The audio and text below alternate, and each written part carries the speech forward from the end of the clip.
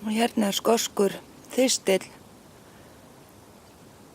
sem einstaklega fallegur og nánast eingöngu ræktaður sem skrautplanta.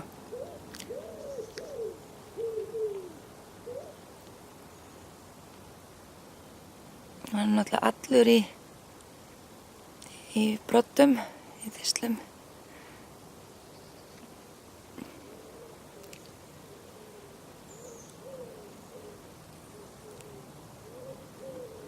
Og hér eru fullþroska fræ.